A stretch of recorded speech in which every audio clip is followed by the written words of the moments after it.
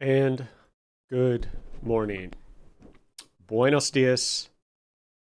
Let's let the audio stream catch up. Cheers. Lift your cups. Do we have audio? I think we do. Okay. Sorry I have to do that every week because the one week that I don't, my audio won't work. And yeah, been there, done that. Okay. Happy Friday. It is May 30th. And okay, we got one more day left of May. So, yes. Busy week, rough week, getting through it, lots going on. So, I'm going to jump into it and ask your questions about the future. Look at that. That was once the future. That was once the amazing sci-fi future that we were going to experience. A chair with a mechanical typewriter and headphones on the side of your head looking like an alien bug. So, things worked out a little differently, but yeah, pretty cool chair. And the weekend, oh my gosh, that feels like a month ago. So, you may recall that I had some antics with my kitchen sink. Well, the kitchen sink is working great. The plumber did a good job. And my car stereo that suddenly stopped working on the same day that my kitchen sink and dishwasher stopped working, it just suddenly started working again. I think it is Apple CarPlay and the Alpine head unit I have. It is so flaky. 90% of the time is fine. 10%, it just does the strangest stuff. And I believe I have wired Apple CarPlay on that head unit. And if you use non-Apple cables for whatever reason, it's just flaky. So it makes no sense whatsoever. No matter what third-party high-quality Anchor cable I use, it's flaky. So I may need to buy an Apple USB cable to get CarPlay to work. That may have been the issue. And I repaired my own dishwasher. Yes, after paying $250 for a plumber just to unclog a drain, I didn't want to spend $400 for a repair person to come out to fix my dishwasher because I knew it was something simple, and it turned out it required some digging. And a friend invited me to play some Warzone this weekend.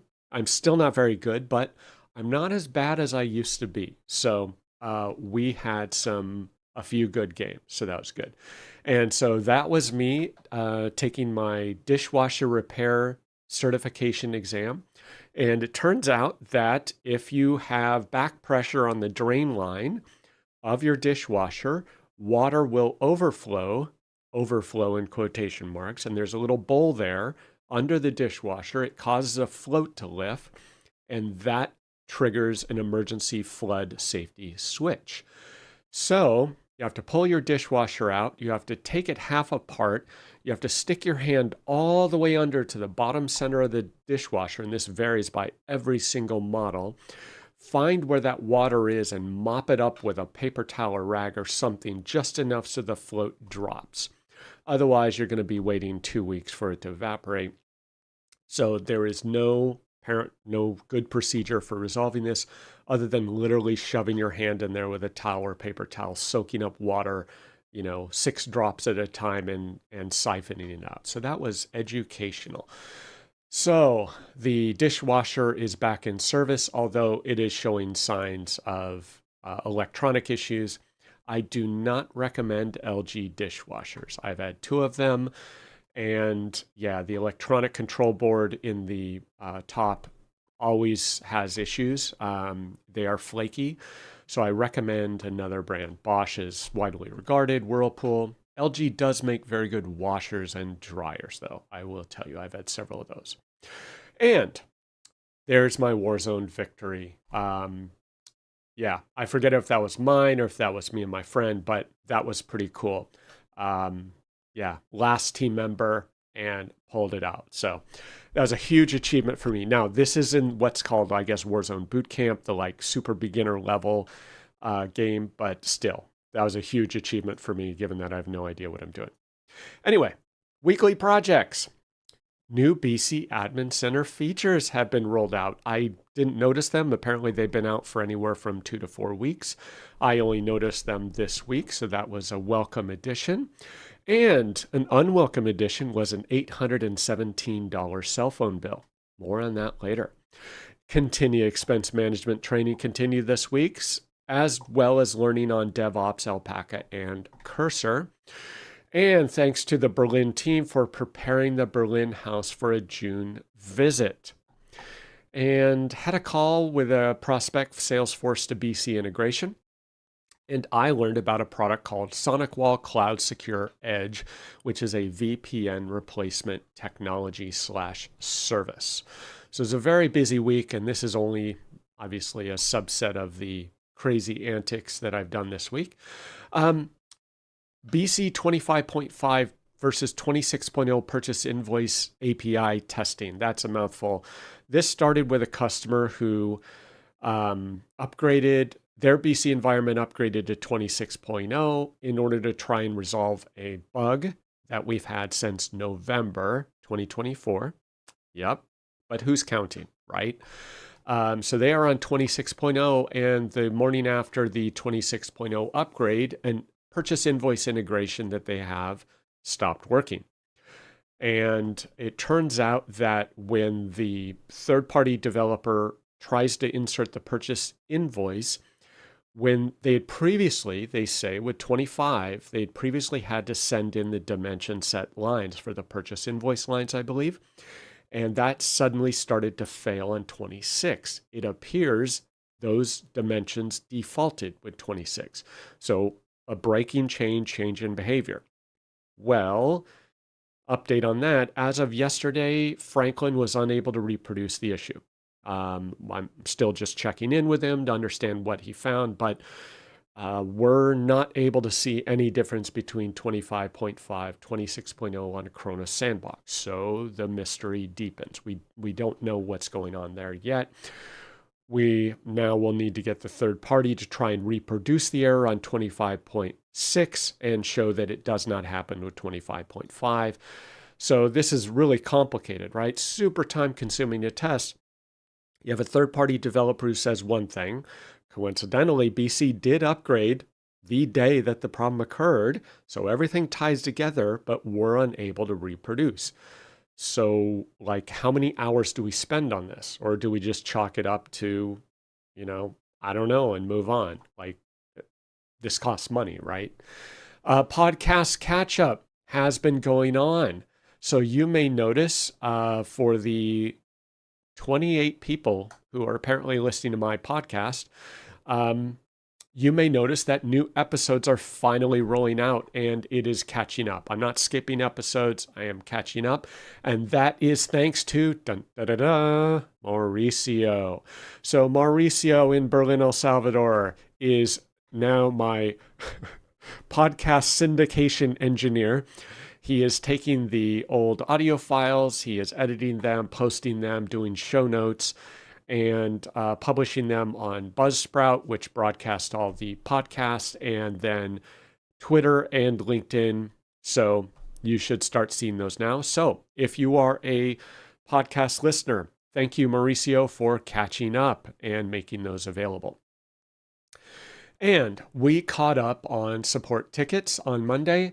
I think it was Ronald and I had a call, tried to close out some tickets, do some updates, and never caught up. There's always open tickets that are, have stuff to do on them. But yeah, that's what we did on Monday. Let's see. Next up, I got my cell phone bill this month. $817.02, but who's counting, right?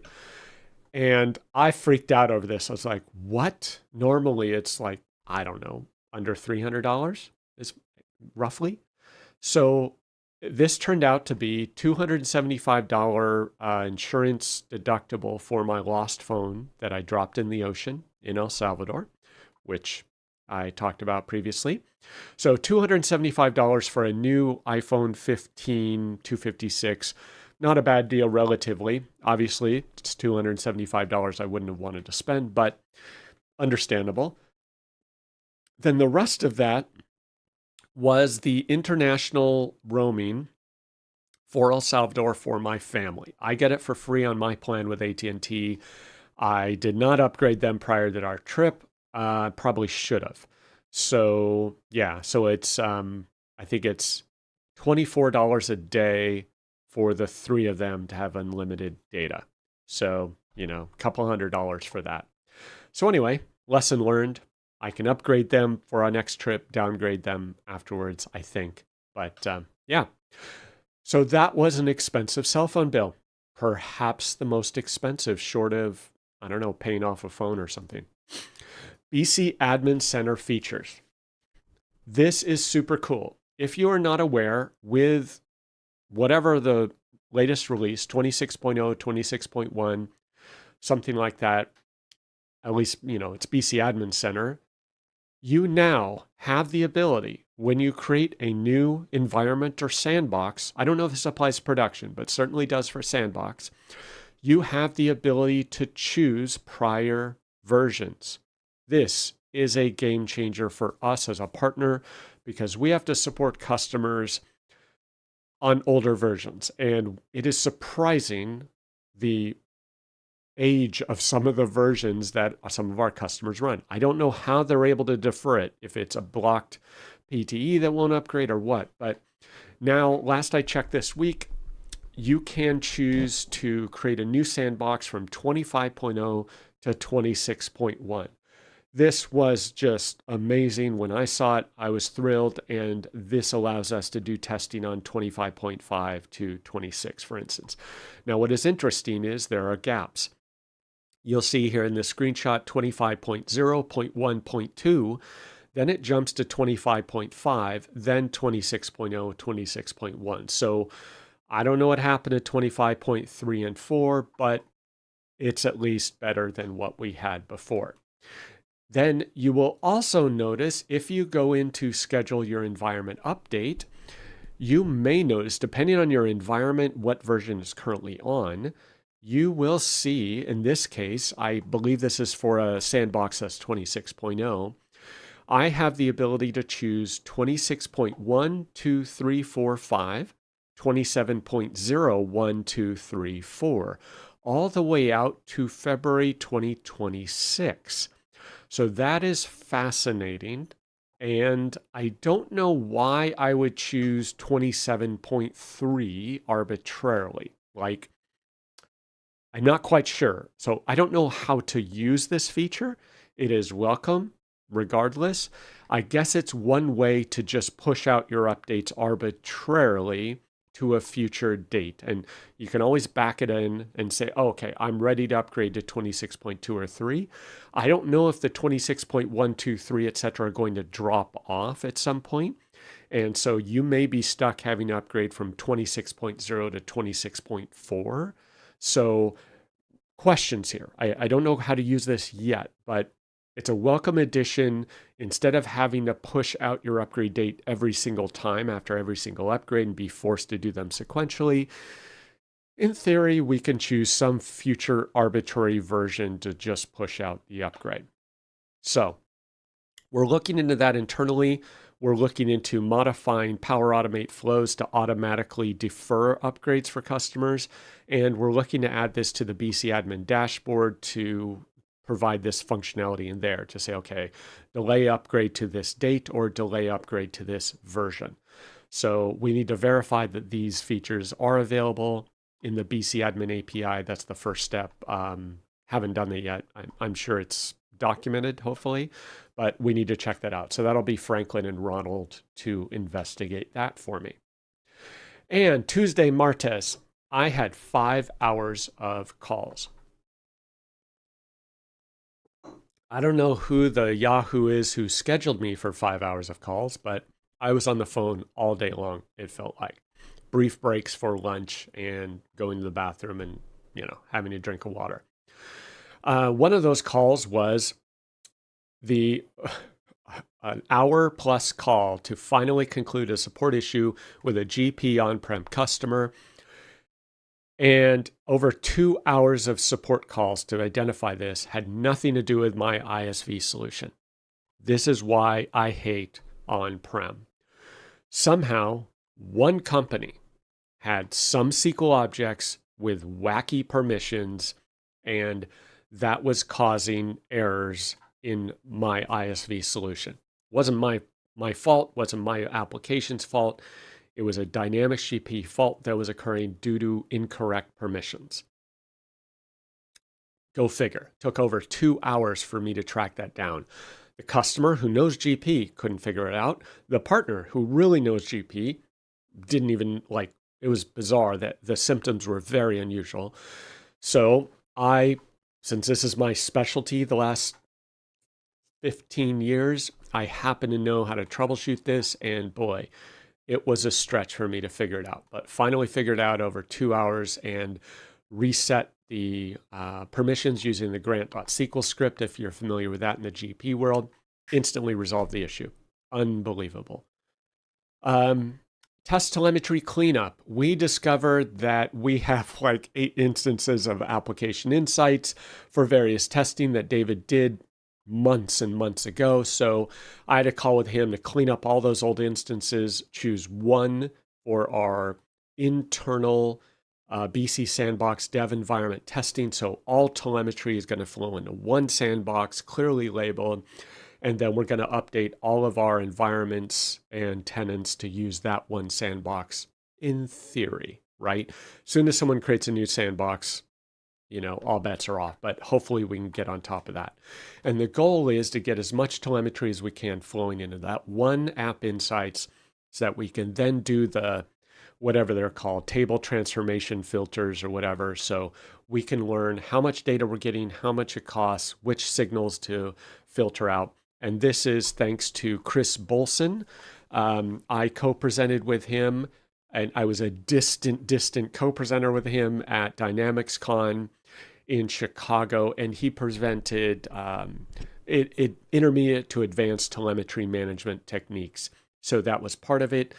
How much data, how much is it going to cost? How do you filter it? How do you manage it? How do you analyze it? So we're going to implement those practices from Chris. Another on-prem support call for a different ISV solution I support. The customer apparently deleted a config file.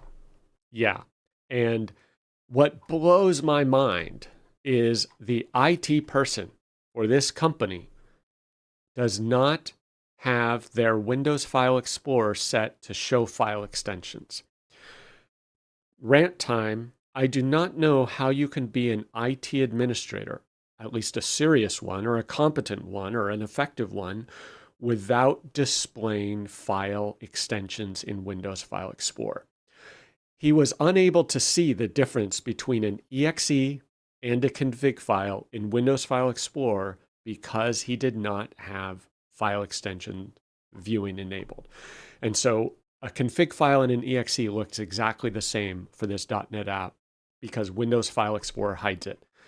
It's a horrible feature. Windows shouldn't do it. I don't know how Mac does it, but in Windows, people just can't tell the difference between files. So for better or worse, file extensions are important and necessary, and a config file got deleted. None of the users could use the application, so I had to come in, figure out what happened, restore the config file, and tell them to make a backup and tell the guy, turn on file extensions, please, for all that is important in the IT world. And I had a call with SonicWall, a sales rep, and I heard a bunch of gobbledygook mumbo jumbo sales jargon that made absolutely nothing to me about a service they call Cloud Secure Edge. Now, I thought I knew what it was. I thought I wanted it, but man, they make it really hard to try and buy their products. It is really painful. I update later, but yes, the IT security market, cybersecurity market, just they're making it hard for customers. And then tech insurance. This is a fascinating story.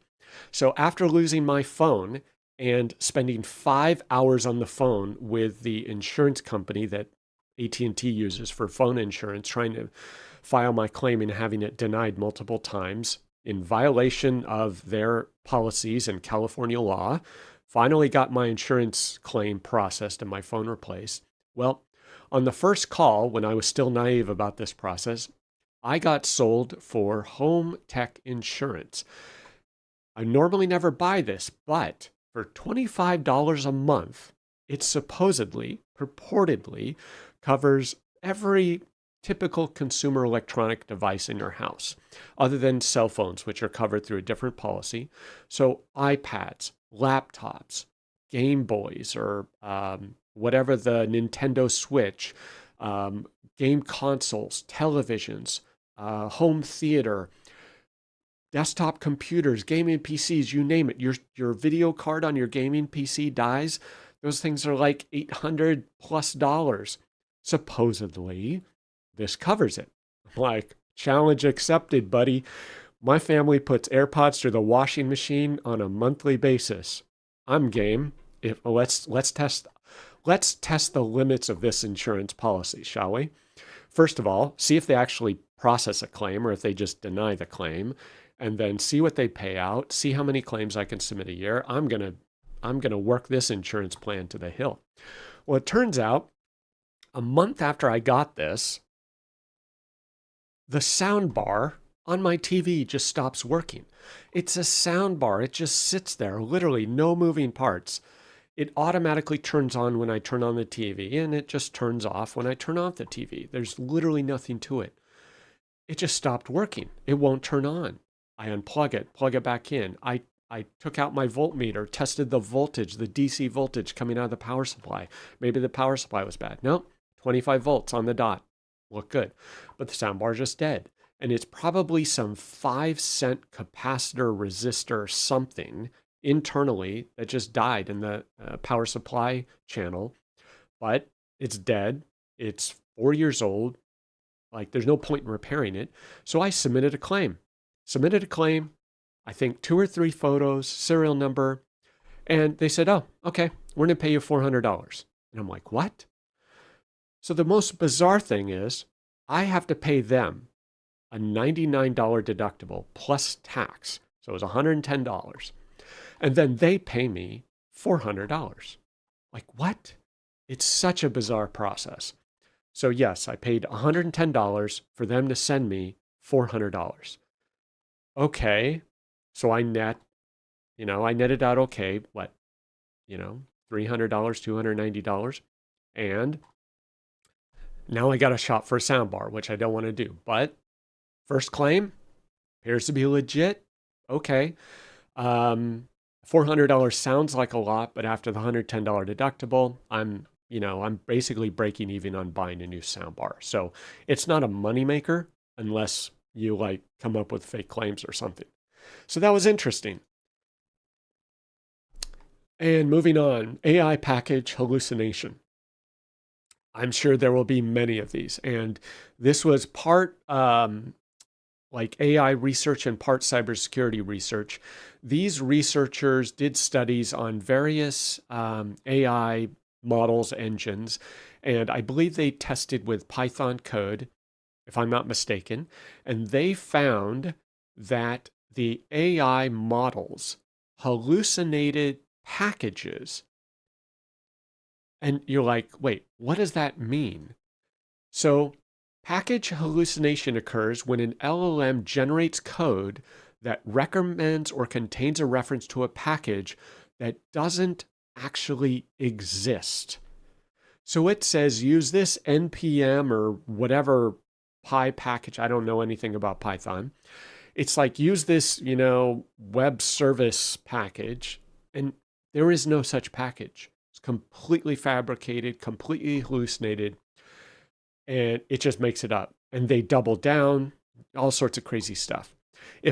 And so the package does not actually exist, and their concern is if an adversary can exploit package hallucinations by, guiding these LLMs to consistently hallucinate certain types of packages, especially if it is repeated, they could publish a package to an open source repository with the same name, causing that malicious code to be pulled in your project. And you would have no idea, right? You just vibe coded this 500-line Python project. You're like, wow, it works. Well, it just pulled in info stealer, malware scrapers, full compromise. You would have no idea unless you vetted every package reference, unless you then went, reviewed every package.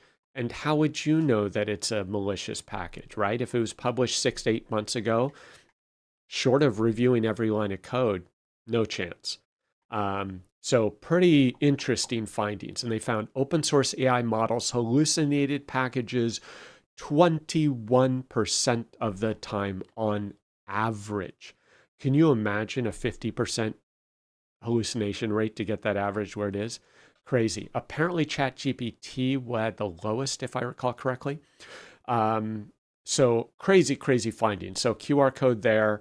And the title is We Have a Package for You, a comprehensive analysis of package hallucinations by code generating LLMs out of University of Texas at San Antonio. Crazy findings, folks. So be very careful. Pulling in packages is dangerous enough, which I've talked about before. People claiming open source means something. It is absolutely meaningless. You will get owned in seconds with open source code. And then if you're using AI, oh, good luck. Wednesday, miércoles, eliminating VPN. If you are using a VPN, if you have an open port on your firewall, if you have SSL VPN, if you think you're secure, you are not. I'll just say it. No matter what you do, you can do everything right, everything by the book, everything perfectly. The number of 0 days being published, exploited, occurring in the wild today, the last year, is like you have no chance to defend yourself. So I strongly recommend you eliminate your VPN. If it's a corporate VPN, eliminate any open ports on your firewall. Period. Full stop. If you have an open port, you are being constantly attacked on that port. And if you think your VPN is safe, start getting notifications about failed login attempts and attacks on that VPN port. You will be flooded with alerts. Trust me. I'm just a small fish. And once I saw the credential stuffing attacks against my VPN, game over. So yes. So I literally unplugged my SonicWall VPN appliance. It worked fine, but I saw just nonstop attacks from all over the world, even the United States, credential stuffing attacks. I literally turned it off, unplugged it from my network. Even though I was still paying support on it, it was just too high risk. So what is the alternative, Steve? Well, there is something you can try just to understand the concept. There's a product called Tailscale, or a service called Tailscale. They have a free version. It is limited, I believe, and they're probably increasing the limits to the point where you probably need to pay for it. But Tailscale is a service where let's say you have a desktop PC in your home network or office. You install Tailscale, and the Tailscale client will connect to their cloud, and it will give you effectively like a private IP on their private cloud. You then have your Tailscale client on your remote laptop. It connects to their cloud as well. And because your login is part of the same network, it will allow your two clients to talk to each other. So from my laptop, I'm in El Salvador, I connect to Tailscale. I will see the IP of my desktop, and I'll be able to connect to my desktop at home from El Salvador. So it's like a virtual VPN through the cloud. Works fantastic, but the free version, the version I use, doesn't really have management features. It doesn't integrate with anything. You don't have like a holistic way to manage this. As far as I could tell, you had to configure it with this super cryptic config file. Very easy to make a mistake and open up access to too many things. So I don't recommend it as a solution for proper corporate remote access, but it's something to try as an individual or if you just need to access your home PC. It's better than a VPN. But SonicWall has a product called Secure Cloud Edge, and this was acquired by Banyan Security from Banyan Security. So this is essentially a repackaged Banyan Security product, and the icon still says Banyan, and it's basically a VPN client that connects to the Banyan cloud, hosted, I believe, through Google Cloud. So this is my firewall. And my firewall has just an option, enable Secure Cloud Edge, Cloud Secure Edge. It connects to the Banyan SonicWall CSE cloud. I then can have my remote clients connect to the CSE cloud, and it essentially becomes a seamless VPN virtual cloud network. So that is what I'm testing now. I have a 30-day trial. My cybersecurity intern is going to test it, try it out, see how it works. And I don't know whether we'll roll this out to the rest of our Blue Dragonfly test team, ERP Center of Excellence team, but I'm looking into it, trying to understand how we have a more comprehensive cybersecurity policy. So that's what that looks like. And once you register your device, what it does is it connects through SAML to Microsoft Entra ID. So I log in to my Microsoft Entra account just like normal.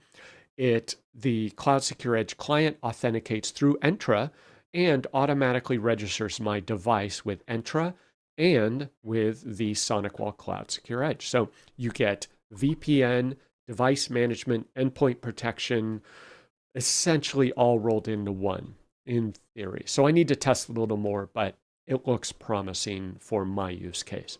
So get rid of your VPN, find a virtual VPN, SaaS, cloud service, whatever it's called, alternative. And coming up in July, on the cybersecurity front, Anti-Siphon Summer Camp. If you are at all interested in cybersecurity careers or know someone who is, check out antisiphotraining.com. Amazing organization, great people, run by John Strand, and they offer pay what you can training. And this is July 21st and 22nd, in-person training in Laurel, Maryland. And they have a career day on July 23rd. So amazing program they're offering there. And so if you're not familiar with John Strand, he is a cybersecurity OG from the United States, hardcore, and he's just very giving to the community. And he has a phenomenal training program through Anti-Siphon with some of the top cybersecurity experts and tools, webinars, free webinars. And so pay what you can means, hey, pay what you can. If you're a student and poor, you can pay nothing. You can pay $25. I'm able to afford this, fortunately, so I pay full price for all of his training. So I am hoping to go with my daughter to Laurel, Maryland in July, and we'll both attend in-person training of the SOC core skills live with John Strand. Now, I took his course online and paid for that, but to see it in person will be pretty amazing. So I'll repeat the course, have my daughter attend as well. So great opportunity. So I will see you in Laurel, Maryland in July. And upcoming events, Proximos Eventos. The um, excuse me, Dynamics Mind Conference finished up this week in Torregoz, not Torregoz, oh my gosh. That is El Salvador. I forget the city in Slovenia, but anyway, Dynamics Mind was this week in Slovenia. Next week, in 2 weeks, roughly, BC Tech Days is June 12th through 13th in Antwerp. Summit NA is in October. And my 2-session submissions for Summit were not accepted, so I am now wondering whether I go or not. If anyone has any bright ideas to allow me to justify and rationalize the very expensive trip to attend Summit NA in Orlando, I'm all ears. So far, it is looking difficult for me to justify that expense. But it is coming up in October. Thursday, Jueves, BC Performance Profiler. And if you are not familiar with BC Performance Profiler, check it out. Eric Hogard got me onto this with a tip. So Performance Profiler is otherwise called the in-app Performance Profiler, is within Business Central. Just search for Performance Profiler, hit the start button, run a report, change some customer IDs, and you will see the results. It's very cool, very handy, allows you to drill from which app was consuming resources, how long things took, down to the individual code unit or table and even potentially the procedure that was being called and how long it took. And so this is a great tool, a first place to start with performance troubleshooting. And yesterday I learned that there is something called performance profiles, plural, as well as profiler schedule. So you can go into Profiler Schedule and you can schedule Performance Profiler to run for a given user for a given time period. So you can say monitor Sally in accounts payable from noon to 2 p.m. because she says the system slows down during that period. In theory, like that's one scenario.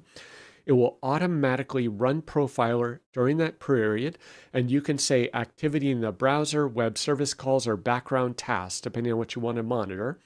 I don't know what those scenarios would be yet, but you can record it, and then it will record that, save it in BC.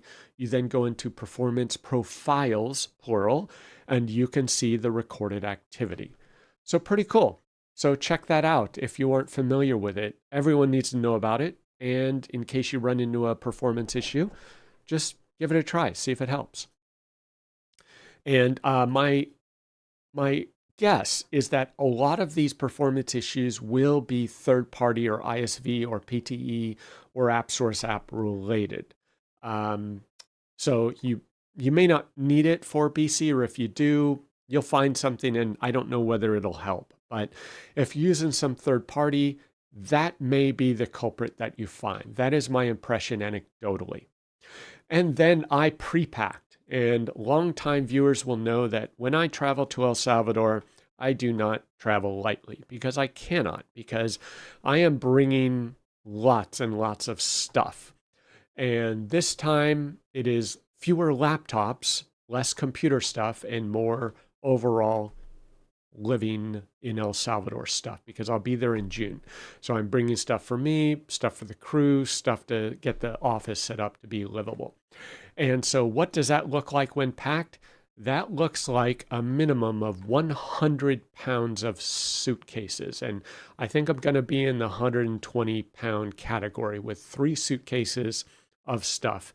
Everything from ramen to shower curtains to auto parts. That is the life that I live. So I'm basically an import-export business, primarily import. Okay, Dynamics Con regionals. In June, we have Toronto, Ghana in July, Kenya in July, Denver in August, Dublin, Ohio in August, and Dallas in September. Go to dynamicsusergroup.com and look for the regional meetups and double check the dates before you go. Make sure to sign up, get updates, because occasionally those dates do change. And today is Friday. What do you know? I had to start my live stream early because they are warming up my G650 on the tarmac right now. Now, I did just get a notification that there was a problem with my gold-plated massage chair. Apparently, the foot massager was broken, so I've had a slight flight delay. I have let them know that is unacceptable. So they are flying in parts from everywhere to fix the foot massager on my corporate jet. Actually, I have no idea why my flight is delayed, but let's see if I make it to my destination. But yes, I need to wrap this up. I need to grab my suitcase. I need to pack my laptop and bag, head to the airport, fly to Utah for some important meetings for the weekend. And yeah, so that's what I'm doing today. And we have Summit NA roadshows coming up in Columbus in June 10th, Chicago June 24th, Philadelphia June 26th, Seattle in July, and Madison and Nashville in August. Once again, double check the dates, dynamicscommunities.com. Search for the Summit Roadshow. So tons of events going on in the Dynamics and BC space. So give one a try. And the Excellence Update. We continue the BC Learning Bonanza with John Oslin continuing with Power BI, EFT format, and a check layout. And yeah, she has run into some challenges with EFT exports that she's learning about. Check layout, we're learning about communication gaps between what the customer wants or needs and what we need to deliver. So we're working on improving our internal process to make that more efficient. David has delivered some initial configuration packages of over 10,000 inventory items. So I'm sure that was fun for him to clean up. And then he helped me clean up telemetry, as I mentioned. And Ronald has been finishing up his Continia expense management training. Franklin is learning the ins and outs of developing with Cursor. So we're working on our process and how to refine that. So he submitted a pull request in DevOps for that. And he, as I mentioned, is working on reproducing that version 26 web API error for purchase invoices. So far, we're unable to reproduce. So we're trying to figure out who's right. Like, where is this problem coming from? We still have a few more steps to do, but yeah, we're not quite sure what's going on yet. And the news of the week. Congratulations, Ronald.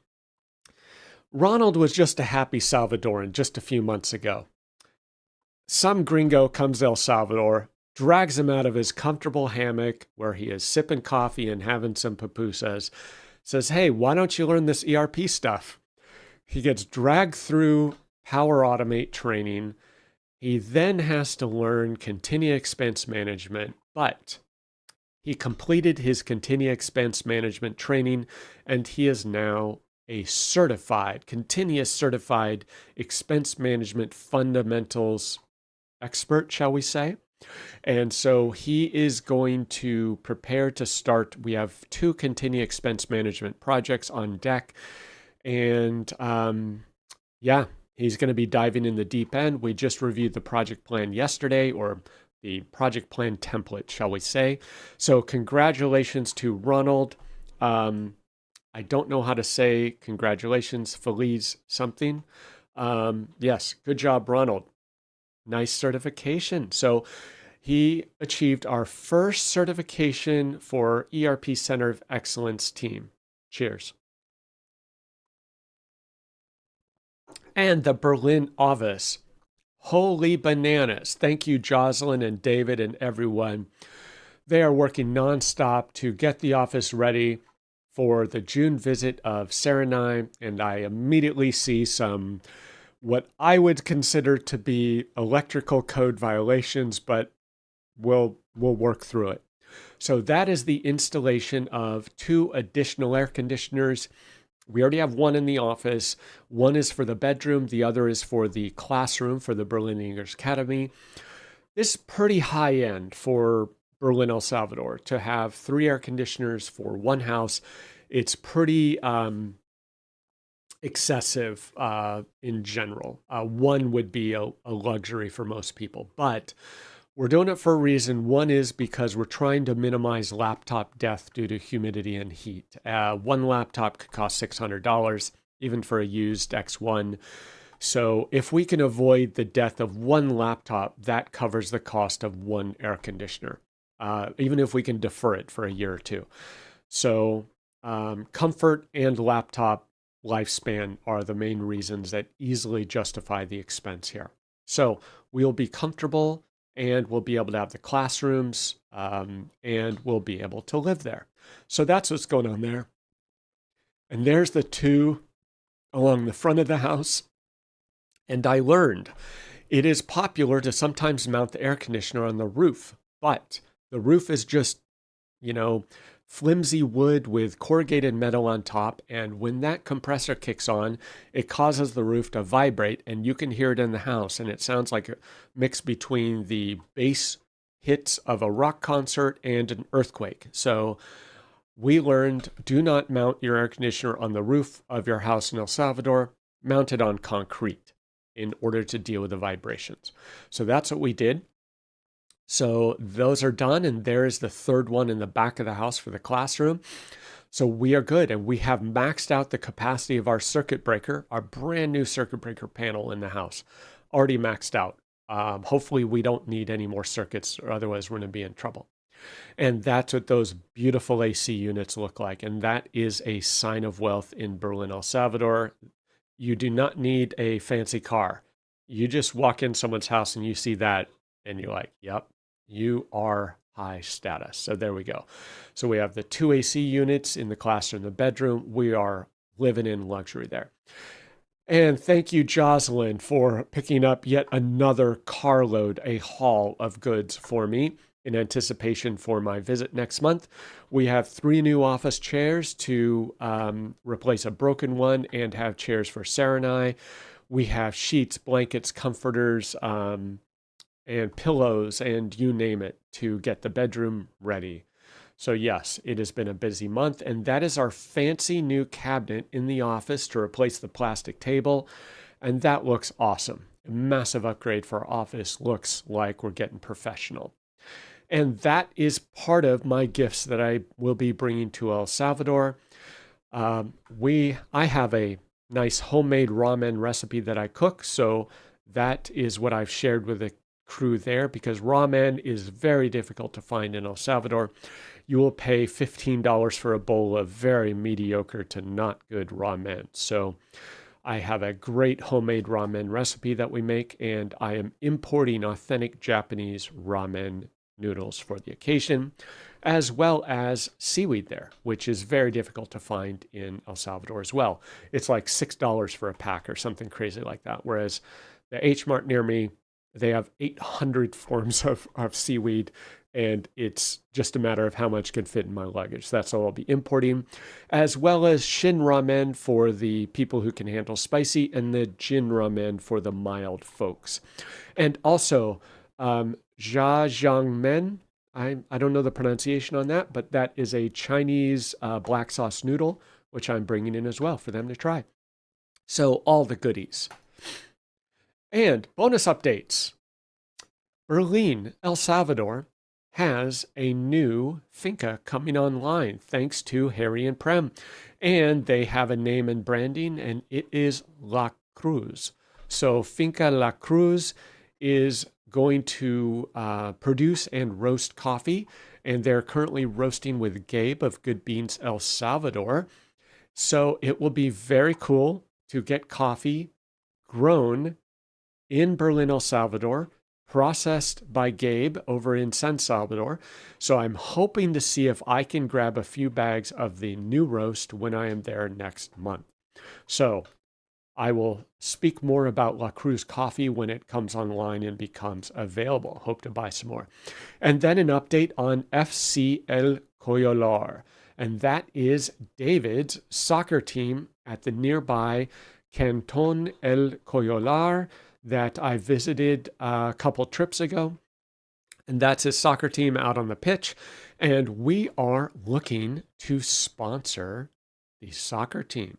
So this is a mock-up that David pulled together quickly with the ERP Center of Excellence logo on the jerseys, and you may notice some discrepancies with that AI-generated art, but good enough to pass the first test. We are looking to get a quote on the custom jerseys, and we will be sponsoring the team there. Open to any other people who are looking, interested in doing a soccer team sponsorship in El Salvador. And so this is a team where $5 contribution for their jerseys or shoes or soccer balls or whatever is a pretty big deal. So for us to sponsor the jerseys for the team, 14 team members, 28 jerseys, is a pretty huge contribution for them. So if anyone else is interested in sponsoring FC El Coyolar in El Salvador, outside of Berlin, hit me up. We'd love to put your logo on the jerseys. They'll be ordering this round of jerseys soon, but happy to get in and get you set up for the next round of custom jerseys. And we have a much, much bigger project coming up for the soccer team that I will announce at a later date. So looking for sponsors. We also have an annual Christmas festival that we put on for the kids of El Canton El Coyolar. So this is a very, very poor area where we sponsor a Christmas party or Christmas festival for the kids, have a clown, balloons, music, and some food and presents for like 150 kids or something like that. So if you're interested in sponsoring that, I already found a Business Central partner who's interested in sponsoring, and I sponsor, obviously. So yeah, hit me up if you'd like to do a sponsorship. And closing thoughts, Q&A. Hope you're doing well. I'm going to wrap this up and head to my private jet, which has been delayed. But I got this book recommendation from Gabe in El Salvador. He's obviously in the coffee business, and we're talking about coffee and American coffee preferences, like mainstream coffee, grocery store coffee, dark roasted coffee, burnt coffee preference. And he referred me to this audiobook or book called Coffee Land by Augustine Sedgwick. And if it is what I think it is based on my initial listening to the audiobook, it is interesting. It's not what you'd expect. It's about the coffee industry in El Salvador, how it went from absolutely nothing to one of the top coffee producers in the world, and the ultimate decline of that industry and the economic consequences of a single agricultural product economy, a monoculture economy. Same thing with bananas. If you've learned the story of what happens to a country when they start producing bananas as their cash crop, lots of problems ensue. And I will be going to Berlin, El Salvador next week with my daughter. She's going to be doing a cybersecurity internship for us there. And she will also be volunteering to help build the Berlin English Academy that Ronald is creating there. And that is the Advanced English Academy for E4CC scholarship graduates who've done 10 months of intensive English training. We're going to try to take them to the next step with English American accent training, English training, and call center training to help them have a better career. So with that, I hope you all have a happy Friday, good weekend, and go learn something. There's tons to learn about BC. Pick a single field in BC and research it. It will blow your mind what you find. You could give a 1-hour presentation on one field in Business Central and discover things you just never imagined. So go learn something. There's nothing stopping you. Have a good weekend.